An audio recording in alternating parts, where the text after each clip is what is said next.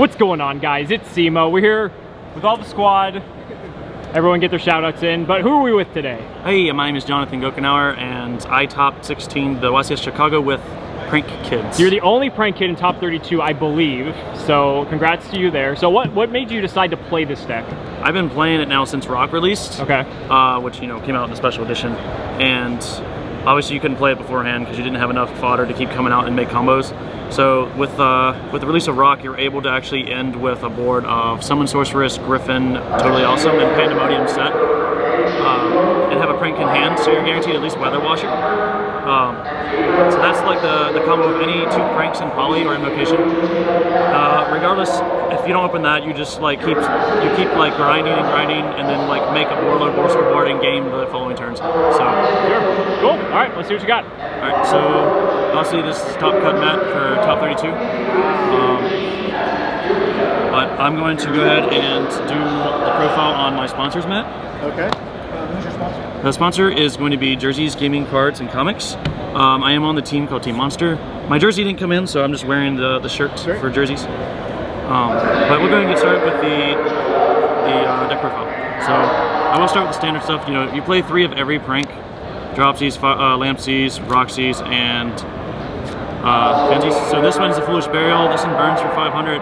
This one gains 1,000, and this one banishes a card from your hand and draws 1. Alright, so I only played 3 hand traps. I wasn't going to play it at all, but with the release of the Guard Dragons, I was seeing a lot of combos online and stuff regarding that stuff. So I played this over Ash. A lot of people were playing Saryuja, and this like stops not only like, and also they can chain block with Saryuja. So this not only this avoids the chain blocking with it, you can also stop them from special summoning with it. I did that actually against my round against Aaron Furman, and when he linked everything away into the Saryuja, and I just Veilered this, and he like passed, and then I OTK'd him next turn. Wow. So nice. That was in Swiss. I actually finished a record with 10-0 and lost in the final round of round 11 to a Trickstar of all things. Trickstar? Yeah, What? pure Trickstar. Oh, I know who he is. That was Akeem. And then for the Thunder Dragon combo, you play one of each of these. This has been summoned off the Summon Sword, and when you link away into Griffin, you search this, which you discard to get Colossus, and then you basically Tribute Doodle, and you have like a Toad like right there next to it. One Invocation. I was trying to keep it at 42. I used to play 43. I don't know. That's a random number, I know, but I don't ever do 40 in this deck because it makes it that much harder to decide. You have to take out more engine pieces, and you don't want to do that. So I try to have at least above 40 for that reason. One Invocation is fine.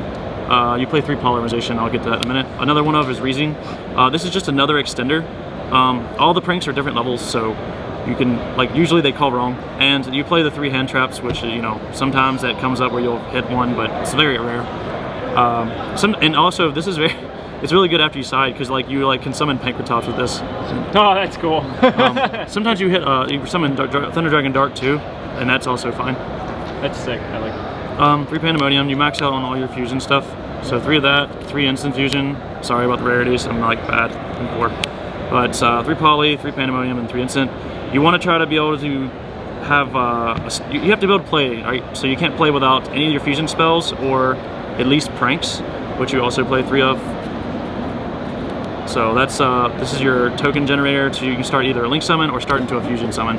So you have to open up any one of these, and a combination of 1 to 2 pranks based off what you open up. And you're already playing the 12 pranks plus 2 terraforming, plus also 3 place, which searches all your pranks. So you have a total of 17 prank monsters. So it's very likely you'll see at least 2 if you have a fusion spell, or 1 if you're open pranks and instant fusion.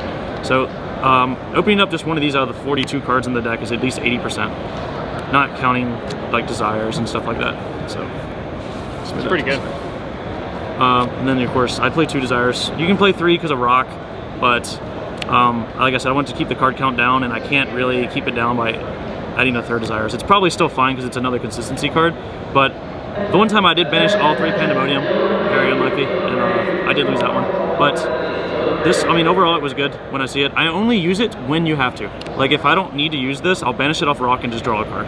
Like, you don't want to use this against Striker. You need your grind game against them, which is also why I'm playing 2 Plan. So this helps your grind game versus any deck that grinds, basically just Striker. I played against 3 striker and Swiss, and I beat every single one. One was a going second striker, and the others were just standard going first striker.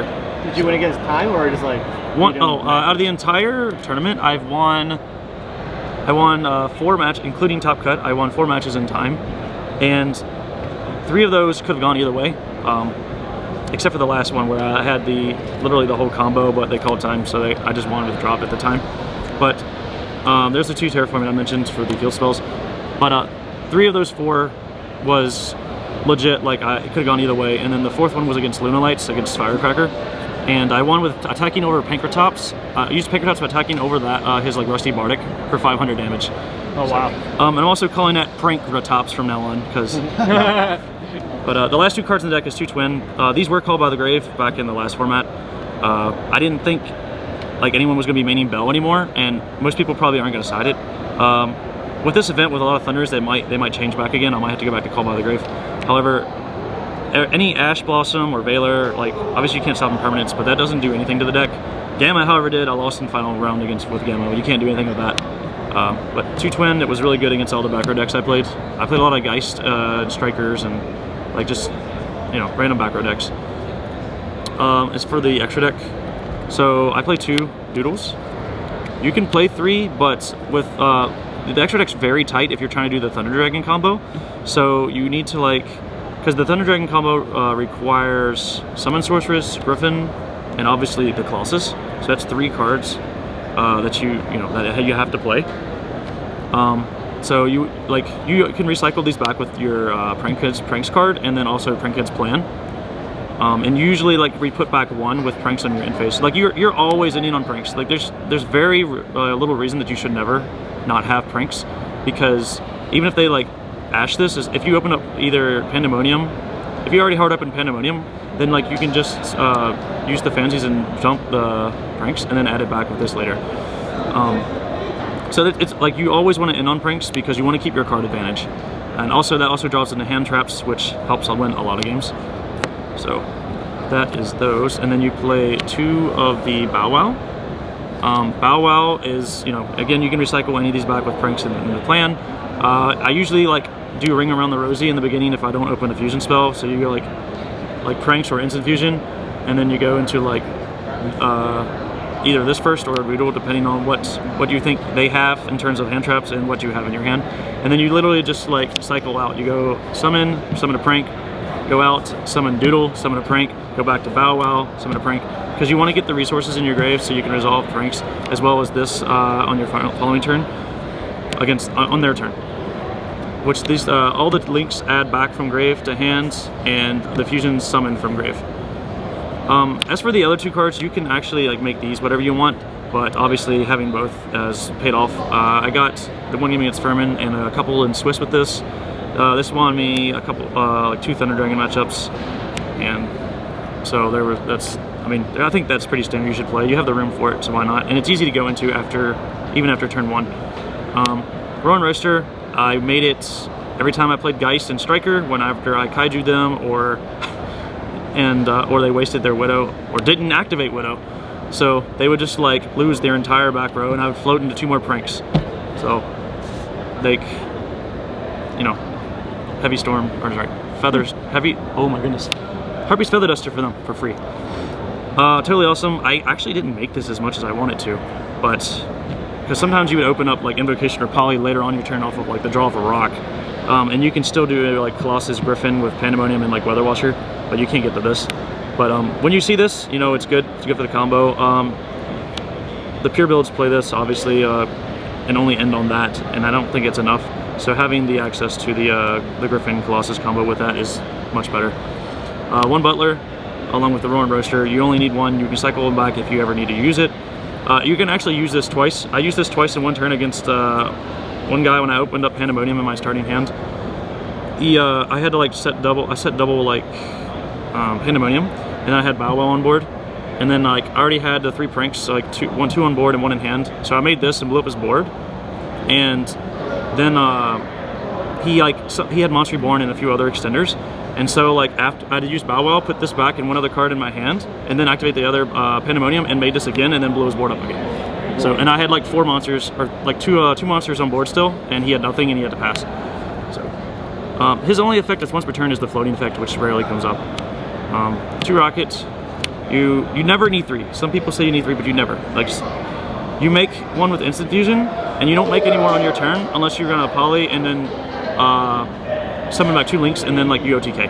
At that point, even if you do that, you pranks 1 back on the end phase, and like you never need. I've never had a 3rd one come up out of the entire like 2 months or so that this deck's been viable with rock. So 2 is fine for me, and then 1 weather washer. This, you always summon this.